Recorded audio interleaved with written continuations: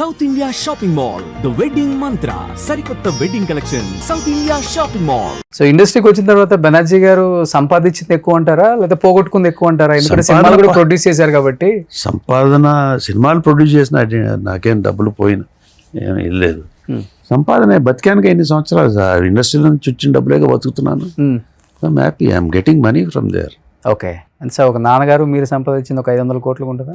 ఇది 500 కోట్లు 200 కోట్లు దట్స్ ల్యాండ్ కాస్ట్ ఎక్కువ కదా. దట్ ఈస్ ఇమ్మెటీరియల్ అండి.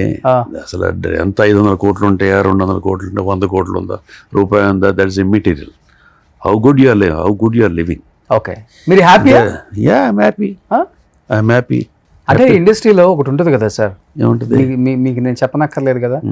అంటే ఇప్పుడు ఎదుటి ఆర్టిస్ట్ని చూసి నేను అలాంటి ఒక ఇల్లు కట్టాలి, ఎదుటి ఆర్టిస్ట్ని చూసి నేను ఇలాంటి ఒక కారు కొనాలి, ఇలాంటి బ్రాండెడ్ వాచెస్ వాడాలి, ఇలాంటి బ్రాండెడ్ ఇవన్నీ ఉంటాయి కదా. కొంచెం ఎందుకుంటే ఉండే వాళ్ళకి ఉంటే అదే ఉండే మనస్తత్వం అందరికీ ఉండవు అయ్యి.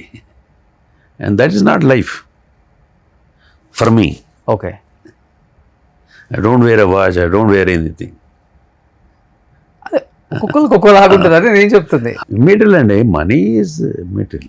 Happy life. Whether you have money or not, when you go into the society, are they respecting you, are they talking to you, are they smiling at you, that's it. అది సంపాదించుకోండి. కాదు sir, పెద్ద పెద్ద business చేసే గొప్ప గొప్ప entrepreneurs కూడా interview ఇస్తే జీవితం గురించి చెప్పేటప్పుడు కూడా ఒక మాట అంటారు, డబ్బు లేకపోతే మనిషికి విలువే ఉండదు సార్, డబ్బు ఉంటేనే అన్నీ వస్తాయి.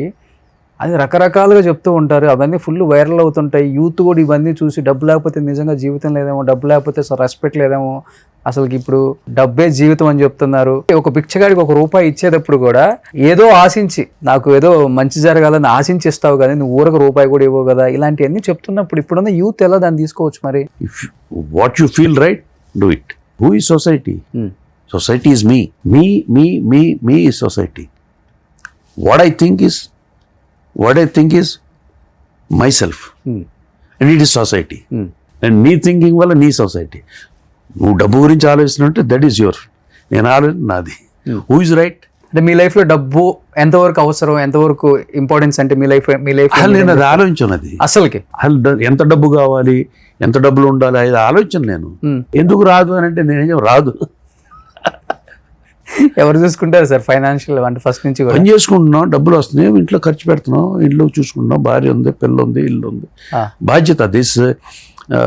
ఇది బాధ్యత ప్రతివాడికి నువ్వు పని చేయాలి, పని చేసి డబ్బులు సంపాదించి ఫ్యామిలీ నడపాలి. మగవాడిగా, ఆడదిగా ఇంట్లో ఉండి డబ్బులు వస్తే అవి చూసుకుని ఇల్లు నడిపించాలి.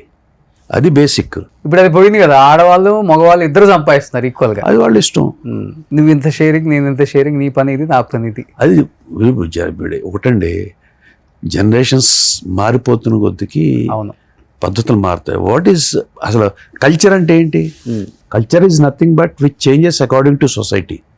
30-40 years మార్పుల్లో వచ్చేదే culture.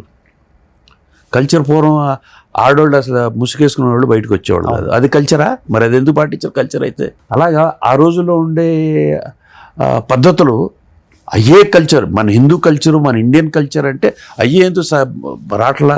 Culture is nothing but change over in the society. మారుతున్న సొసైటీకి అనుగుణంగా జరిగేదే కల్చర్. ఓకే. అప్పుడు అది, ఇప్పుడు ఇది, సూపర్, రేపు ఇంకోటి, అంతే కదా జనరేషన్ కి. సూపర్. అప్పుడు భర్త చనిపోతే భార్య చనిపోయేదండి, అప్పుడు కల్చర్. అవును. మరి కల్చర్ పాటించరా? అది కాదు కల్చర్ అనేదాన్ని మనం ఏం చేయాలంటే it changes according to societies norms.